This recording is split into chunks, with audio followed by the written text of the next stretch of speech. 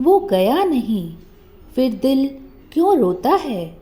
जब कोई अपना चला जाता है, दिल क्यों टूटता है? आंखें क्यों भीग जाती हैं और मन क्यों चुपचाप अकेला हो जाता है? इन सब का समाधान आज के श्लोकों से मिलेगा।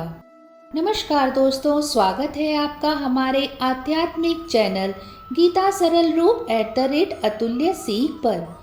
अगर आप पहली बार इस सीरीज को देख रहे हैं तो आपको बता दें कि हम श्रीमद् भगवद गीता के गूढ़ रहस्यों को सरल और जीवन उपयोगी तरीके से समझ रहे हैं। हमने पहले के वीडियो में गीता के पहले अध्याय और दूसरे अध्याय के श्लोकों पर चर्चा की है। अगर आपने वे वीडियो नहीं देखे तो इन्हें प्लेलिस्ट में जाकर देख सकते हैं। और अगर आप पहले से ही हमारी इस आध्यात्मिक यात्रा का हिस्सा हैं तो आज हम गीता के अगले 3 महत्वपूर्ण श्लोकों पर चर्चा करेंगे और जीवन और मृत्यु के रहस्य को उजागर करेंगे। तो आइए आज के दिन की शुरुआत भगवान श्री कृष्ण के दिव्य वचनों से करते हैं। श्रीमद् भगवद गीता अध्याय 2 श्लोक 19।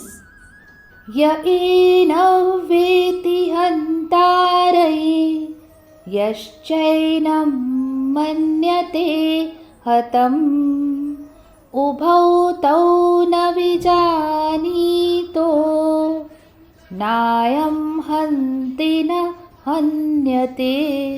श्लोक का अर्थ कहता है, श्री कृष्ण कहते हैं, जो इस आत्मा को मारने वाला समझता है और जो इसे मरा हुआ मानता है, वे दोनों ही नहीं जानते। आत्मा न किसी को मारती है और ना ही मारी जाती है। आइए श्लोक का भाव समझते हैं। यह श्लोक यह स्पष्ट करता है कि आत्मा ना तो हिंसा करती है और ना ही उस पर हिंसा हो सकती है। जो लोग शरीर की मृत्यु को आत्मा की मृत्यु समझते हैं, वे अज्ञान में हैं। यह आत्मा शाश्वत है। दोस्तों, जब हम जीवन में अपनों को खोते हैं या मृत्यु से डरते हैं, तब इस श्लोक की स्मृति हमें यह समझ देती है कि आत्मा अमर है।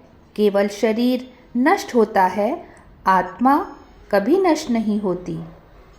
दोस्तों, इस श्लोक के माध्यम से श्री कृष्ण हमें यह संदेश दे रहे हैं कि मूल स्वरूप आत्मा है, शरीर नहीं।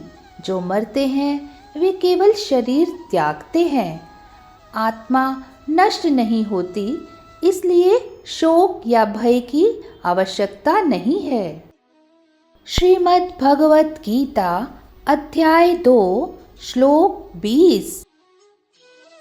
न जायते म्रियते वा कदाचिन् नायं भूत्वा भविता वा न भूयः अजो नित्यः शाश्वतोऽयं पुराणो न हन्यते हन्यमाने शरीरे।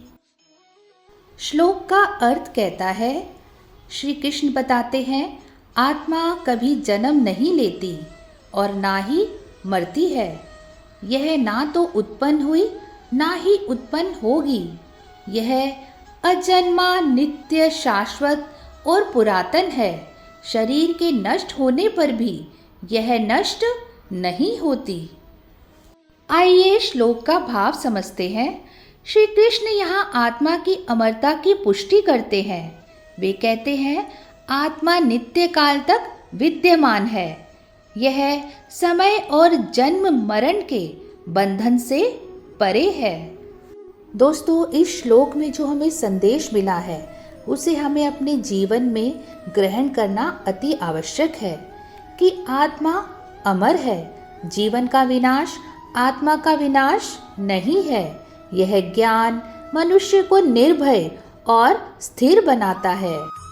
इस श्लोक में आत्मा की शाश्वतता को सिद्ध किया गया है, जो सनातन है तथा जन्म और मृत्यु से परे है।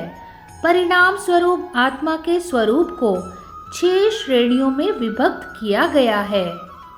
गर्भावस्था में आना, जन्म, विकास, प्रजनन, हास और मृत्यु, ये सब शरीर के बदले स्वरूप हैं, ना कि आत्मा के।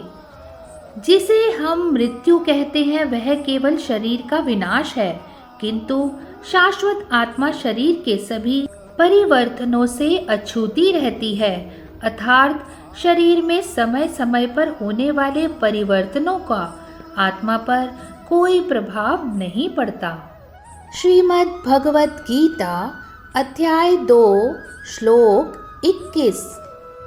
वेदा विनाशिनं नित्यै य एनमजमव्ययम् कथं च पुरुषः पार्थ कंघातयति हन्तिकम्।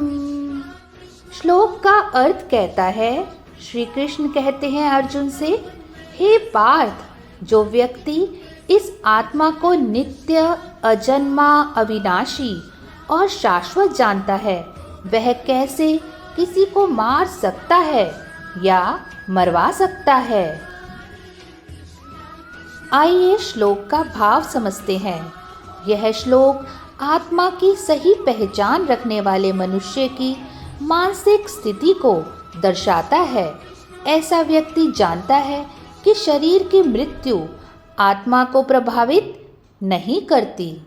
जब हम अपने कर्तव्यों से डरते हैं या हिंसा अहिंसा के द्वंद्व में फंसते हैं, तब यह श्लोक हमें याद दिलाता है कि आत्मा अमर है और हम केवल अपने कर्म कर सकते हैं, आत्मा का नाश नहीं कर सकते।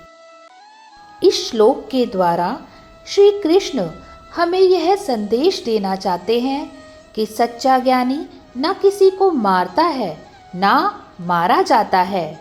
आत्मा को समझने से भय, मोह और संदेह समाप्त हो जाते हैं और इसके समाप्त होने पर हमारे अंदर या बाहर की महाभारत नहीं होती। आध्यात्मिक रूप से उन्नत आत्मा हमारे उस अहम को दूर करती है जो हमें यह अनुभव कराता है कि हम अपने द्वारा किए जा रहे कार्यों के कर्ता हैं। ऐसी स्थिति में कोई यह देख सकता है कि हमारे भीतर विद्यमान आत्मा कोई कार्य नहीं करती। श्री कृष्ण अर्जुन को उपदेश दे रहे हैं कि उसे भी स्वयं को इस जागृत अवस्था तक उन्नत करना चाहिए और स्वयं को अकर्ता के रूप में देखना और अहम भाव को त्यागना चाहिए तथा अपने कर्तव्यों से जी चुराने की अपेक्षा उसका पालन करना चाहिए। तो दोस्तों, अगर आपको यह वीडियो ज्ञानवर्धक लगा हो तो इसे लाइक करें। इस ज्ञान को दूसरे तक पहुंचाने के लिए वीडियो को शेयर करें। और हाँ, अगर आप गीता के इस आध्यात्मिक सफ़र में हमारे साथ बने रहना चाहते हैं तो चैनल को सब्सक्राइब करें, बेल आइकन ज़रूर दबाएं, जिससे अगले 3 श्लोकों की वीडियो आपको तुरंत मिल सके। सीखते रहें, समझते रहें, गीता के ज्ञान को अपने जीवन में अपनाते रहें। जय श्री कृष्ण।